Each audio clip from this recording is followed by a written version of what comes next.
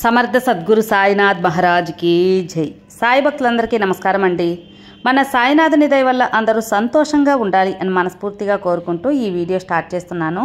ఇక ఈరోజు వీడియోలో మనం చూడబోయేది ఏంటి అంటే, బిడ్డ చూడగానే నా నుదుటిన ఉన్న వెలుగుని తాకు. నీ జీవితంలో నువ్వు ఏ కోరిక అయితే కోరుతున్నావో ఆ కోరిక నీకు తీరుస్తాను అని చెప్పి బాబాగారు మనకు ఒక మంచి సందేశం తీసుకొచ్చారు.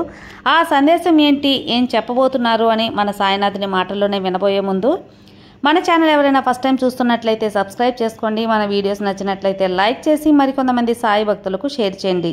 ఇక మనకు ఈరోజు బాబాగారు అందిస్తున్న సందేశంలో, బిడ్డ నన్ను నీ కళ్ళ నిండా నింపుకో, నిన్ను నేను జీవితం అంతా నా గుండెల్లో నింపుకుంటాను. ఎక్కడైతే నా సాయి పలుకులు వింటూ ఉంటారో, ఈ సాయి స్మరణ చేస్తూ ఉంటారో, నా భక్తులను ఎప్పుడూ నేను శ్రద్ధానిష్టలతో నేను కాపాడుకుంటూనే ఉంటాను. వాళ్ళ మనో ఇష్టాలను తీరుస్తూ ఉంటాను బిడ్డ. కాబట్టి నన్ను ఎవరైతే మొక్కుతారో వాళ్ళని నేను ఎప్పుడూ చేయి వదలను. ఎక్కడ నువ్వు నీ గౌరవాన్ని కోల్పోయావో, ఎక్కడ నువ్వు బాధింపబడ్డావో, ఎక్కడ నువ్వు వేధింపబడ్డావో, ఎక్కడైతే నువ్వు పడిపోయావో, తిరిగి అక్కడే నిన్ను 100 రెట్లు బలంగా నిలిపేదానికి ఈ సాయి ఎప్పుడూ నీ వెంటే ఉంటాను. కావాల్సింది బలమైన సంకల్పం మాత్రం నీలో ఉండాలి. ఎందుకంటే ఆ కాలమే సాయినాథుని అనుగ్రహం వల్ల నడుస్తుంది. కాబట్టి ఈ విషయం నీకు ఎన్నోసార్లు తెలియచెప్పాను. కాబట్టి నీ యొక్క కోరిక తీరడం అనేది జరగదు అనే నీ అభిప్రాయాన్ని నేను మారుస్తాను కదా. నువ్వు చేయవలసిందల్లా ఒక్కటే, నీలోని సంకల్పం గట్టిగా నిర్ణయించుకో. నీ యొక్క ప్రయత్నం తప్పకుండా చెయ్యి. నీలో కృషి తగ్గకుండా చూసుకో. ధర్మంగా ఉన్న ప్రతి ఒక్క కోరిక నేను నెరవేరుస్తాను. అందులో నీకు ఏదైతే నెరవేరితే అది నీకు మంచి జరుగుతుందో, నీకు జీవితకాలం సంతోషాన్ని ఇస్తుందో ఆ కోరిక నేను తప్పకుండా తీరుస్తాను. ఇక నువ్వు కొన్ని విషయాలు తెలుసుకోవాలమ్మా. అహంకారాన్ని వదులుకోవాలని నిర్ణయించుకునేవారు చాలా అరుదుగా ఉంటారు. అలాంటి అభిమానం లేని వాళ్ళు మాత్రమే శరీరం మీద ఉన్న మమకారాన్ని జయించగలరు. కాబట్టి నీ యొక్క జీవితం మంచి స్థాయిలో ఉండాలి అంటే నీలో అహంకారం అన్న ఒక మలినాన్ని తీసిపడేయాలి. అహంకారం మనిషిని ఎంతగా కృంగతీసి అలాగే కిందకి తోసేస్తుందో నీకు తెలియదు బిడ్డ. ఆర్భాటాలకి అలంకారాలకి ఎన్ని మనం ఖర్చు చేసినా అహంకారం అనేది మాత్రం మనలో ఉంచుకోకూడదు. కాబట్టి అహంకారాన్ని ఈ సాయి బిడ్డవైన నీకు తగదు, దాన్ని తీసిపడేసాయి. నా వద్దకు వచ్చే వారి కోరికలు నేను తప్పకుండా తీరుస్తానని ఎప్పుడో వాగ్దానం చేశాను. ఎందుకంటే కోరికలు తీరకపోతే మీరు సంతృప్తిగా ఉండలేరు కాబట్టి. అదేవిధంగా భక్తి వైపు దృష్టి సారించరు కాబట్టి నా భక్తులు నా యొక్క స్మరణ చేసే ప్రతి ఒక్కరికి వాళ్ళని ఒక్కొక్క మెట్టి ఎక్కించే ప్రయత్నం నేను చేస్తాను. ఇది మంచిది, ఇది చెడ్డు అని చెప్పే జ్ఞానాన్ని నేను కలిగేలా చేస్తాను. ఇది మంచి, ఇది చెడు అని ఎప్పుడైతే తెలుసుకుంటారో వాళ్ళు సన్మార్గంలో నడుస్తారు అనేదే కదా నిజం. అందుకే ఈ మాట చెబుతున్నాను. నీకు వచ్చిన కష్టమే నీ చుట్టూ ఉన్న మనుషుల గురించి, సమాజం గురించి, జీవితం గురించి తెలిసేలా చేస్తుంది. కానీ నువ్వు కలత చెందనవసరం లేదు. మోసం చేశారని బాధపడనవసరం లేదు. ఈరోజు నువ్వు అనుభవిస్తున్న బాధ అయినా సుఖమైనా నీకు భగవంతుడు ఇచ్చింది అని మాత్రమే తెలుసుకో. సుఖం అనేది శాశ్వతం కాదు, కష్టం అనేది నిరంతరం కాదు. సుఖమైన కష్టమైన జీవితంలో సగభాగాలు. కష్టం పోయాక సుఖం వస్తుంది.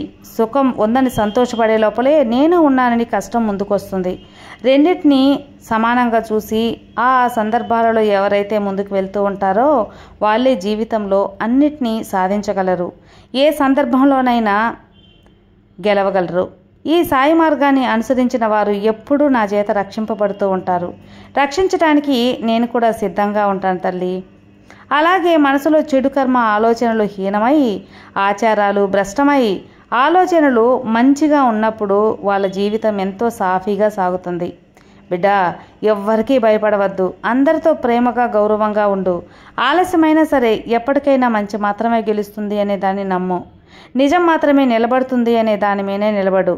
నువ్వు ఏది ఎంచుకున్నావో అది నీ జీవితం అవుతుంది. కాబట్టి నువ్వు ఎంచుకున్నది ధర్మంగా న్యాయంగా ఉండాలి. ఇది మాత్రం నువ్వు తప్పక చూసుకోవాలమ్మా. ఇక నేను నీకు అందిస్తున్న ఒకే ఒక మాట ఏంటి అంటే, ఎప్పుడైనా నీవు ఒంటరిగా నడుస్తున్నావు అని అనిపిస్తే ఒక్కసారి ఆగి దీర్ఘ శ్వాస తీసుకొని వెనక్కి తిరిగి చూడు. నీవు పడిపోతే పట్టుకోవటానికి, నువ్వు పొరపాట్లు చేస్తే దారి చూపటానికి నేను ఎప్పుడూ నీ వెనకే ఉంటాను. నేను నిన్ను ఎప్పుడూ ఒంటరిగా వదిలివేయను బిడ్డ. అలాగే కష్టాల్లో కూడా నిన్ను ఒంటరిని చేయను. తప్పకుండా నిన్ను నేను రక్షించుకుంటానే ఉంటాను అనేదానికి ఇదే నిజం.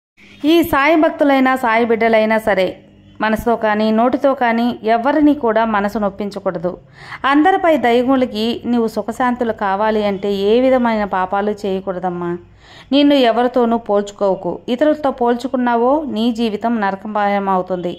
కాబట్టి ఇతరులతో పోల్చుకున్నప్పుడు వాళ్ళలాగా నేను లేనే, వాళ్ళలాగా నేను ఎందుకు లేను అనే నీ మదనకి ఎక్కువ కోరికలు జోడయ్యి ఎక్కువ ప్రమాదాల్లో చిక్కునే అవకాశం ఉంటుంది. ఎందుకంటే వారి అర్హతను వారి బట్టి జరుగుతూ ఉంటుంది. కాబట్టి ఈ ఒక్క విషయం నువ్వు మర్చిపోవద్దు. అప్పుడే నువ్వు జీవితంలో సుఖంగా జీవించవచ్చు. ఇతరులతో పోల్చుకొని వాళ్ళతో సమానంగా ఉండాలని అప్పులు పాలవ్వద్దు. అలాగే ఎక్కువ చిక్కులు పాలు అవ్వద్దు బిడ్డ. నేనెప్పుడూ పైకం రూపంలోనే దక్షిణ కోరుతానని అనుకోవద్దు. నీలోని మంచి చెడు లక్షణాలను కూడా ఒక్కొక్కసారి దక్షిణగా కోరుతూ ఉంటాను. నీలోని ఈ లక్షణాలను నాకు దక్షిణంగా సమర్పించు.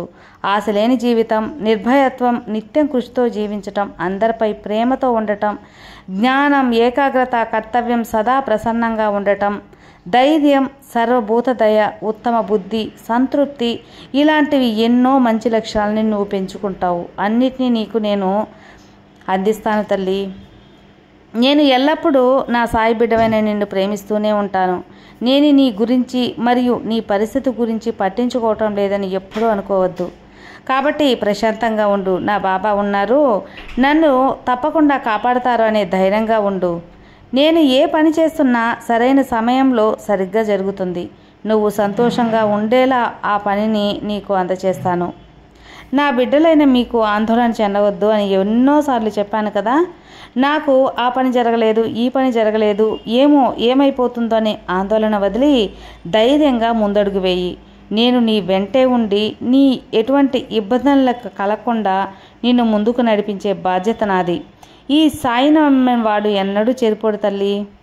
నువ్వు ఆత్మవిశ్వాసాన్ని, నమ్మకాన్ని నీ మధ్యలో నిండుగా నింపుకో.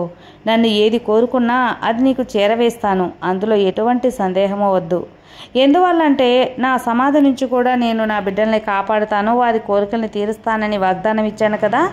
నా దర్శనం ప్రవేశాన్ని ద్వారా అవసరం లేదు. నాకు ఆకారం లేదు, రూపం లేదు. నేను ఎల్లప్పుడూ నీడలా ఉంటాను. నా పై భారం వేసి నన్ను నమ్మి నన్ను నిరంతరం ఎవరైతే ధ్యానిస్తూ ఉంటారో నాలో లీనమైన వారి శరీర వ్యాపారాలు సూత్రధారినై నేనే నడిపిస్తూ ఉంటాను. అప్పుడు వారికి ఎలాంటి కష్టము కూడా కలగదు. ఇక చివరిగా ఒక్క మాట బిడ్డ, నీ ఆలోచన సరైనది, ఎదుటివారి ఆలోచనలు తప్పు అనే భావన నీకు ఎప్పుడూ వద్దు. విరుద్ధమైన అభిప్రాయాలతో ఎదుటివారితో నువ్వు వాదనకు దిగద్దు. నీకు అవసరమైన శ్రమతో మాత్రమే ప్రయత్నించు. తప్పకుండా ఆ శ్రమకు దెబ్బగా ఫలితం ఈ సాయిని అందిస్తాను. అర్థమైంది కదా. ఈ మాటలన్నీ నీ మనసులో నిలుపుకో. సర్వే జనా సుఖినో భవంతు. జై సాయిరామ్.